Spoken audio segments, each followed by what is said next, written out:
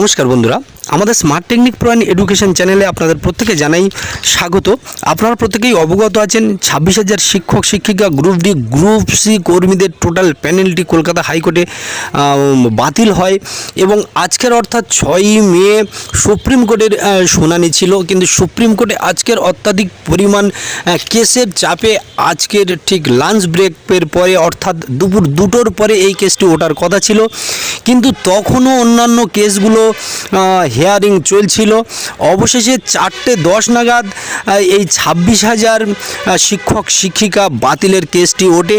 সেখানে বিচারপতি সওয়াল করার পরে DY চন্দ্রচূড় তিনি জানান এই কেসটি দীর্ঘক্ষণ ধরে চলবে এবং অনেকগুলো কেস রয়েছে, প্রত্যেকটি ম্যাটার আপনারা ধাপে ধাপে সাজান। আগামীকাল ঠিক 11টার সময় এই কেসের শুনানি হবে।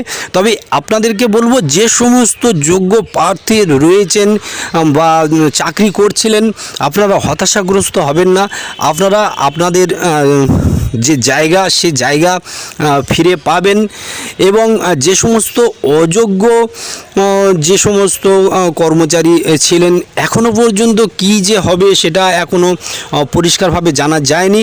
তবে যোগ্য প্রার্থীরা আপনারা সুরাহ পাবেন এবং আপনারা আপনাদের জায়গা পাবেন এমনটাই মনে করা হচ্ছে। তবে সবটাই পরিষ্কার হবে আগামীকাল ঠিক 11টা।